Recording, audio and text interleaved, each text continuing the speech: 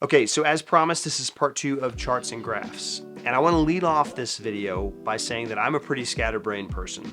And more specifically, there are so many things that go through my head at any given moment throughout the day that being organized is what allows me to be able to operate efficiently. So for me, these charts and graphs are methods through which I can almost physically and tangibly manage big decisions in my life. Now, if you've been a fan of this channel for a while, you'll know that a couple years ago, I made a video documenting how I quit the airlines.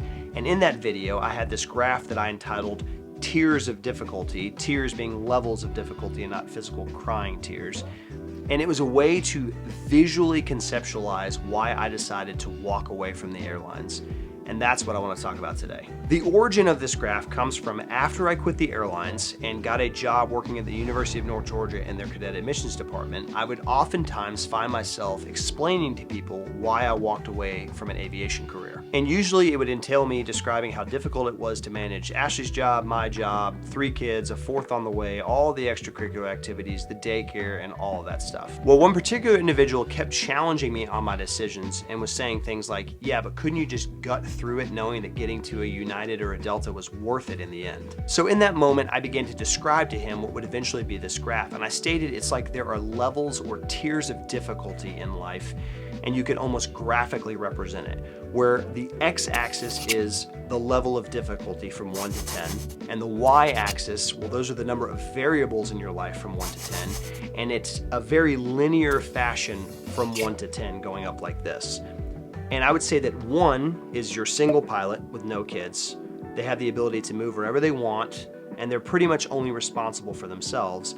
And then your number 10, that's your most difficult, that's gonna be your single pilot with multiple kids. I mean, their life has just got to be crazy. And what specifically differentiates pilots in general from a lot of other professions in America is the fact that our schedule is just so unpredictable. And that's what ultimately makes this person's life so difficult up here at a number 10. I went on to say that everyone falls somewhere on this graph, and the more variables you add on, like a spouse's job or extracurricular activities or more kids, the more you find yourself moving a little further up this graph. And I could say that Ashley and I were pretty squarely resting on an 8. So when I described this to him in that manner, his response was, okay, well that makes sense.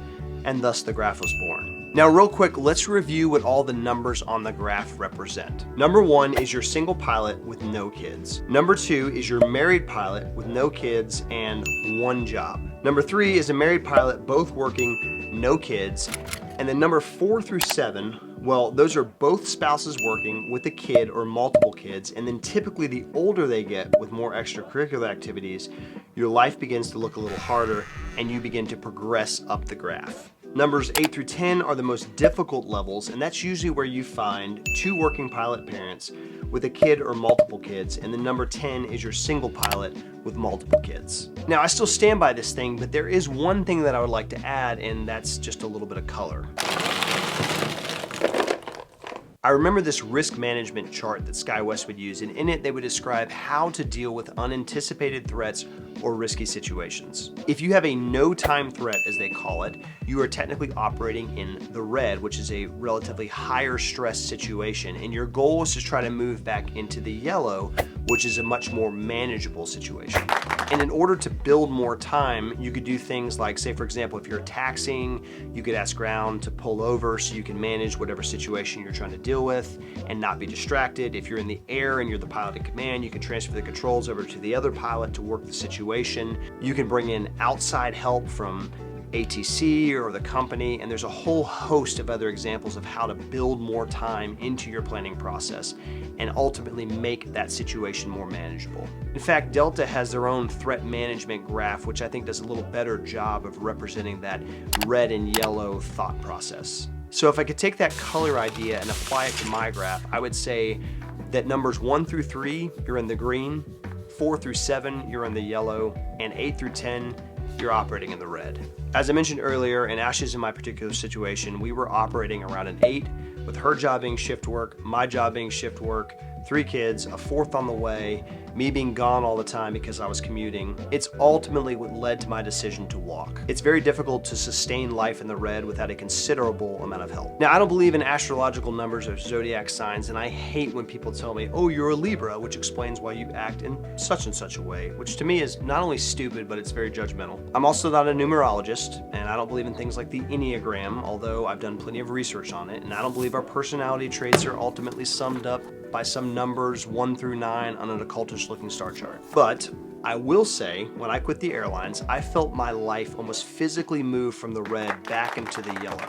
And when Ashley quit her job in the emergency room and took a more 9-to-5 style job, we felt ourselves move even further back into the yellow. And that's what ultimately allowed me to be able to get back into aviation, specifically with NetJets. So this, paired with the non-negotiables versus negotiables chart, ultimately landed me the job at NetJets and then eventually led me to where I am now. So as you go into planning for your aviation future, whether that be you're starting out or perhaps moving to a different job or upgrading, I'm hoping that these charts and graphs will aid you like they did with me to point you in the right direction. I don't believe they're the answers to everything, nor do I believe that they're going to solve all your problems. However, I do believe that it helps to visually conceptualize where you stand in your individual situation. And I also think that these things help keep you organized as you're making big decisions in your life. They help me, and I hope they help you. Until the next one, thanks for watching.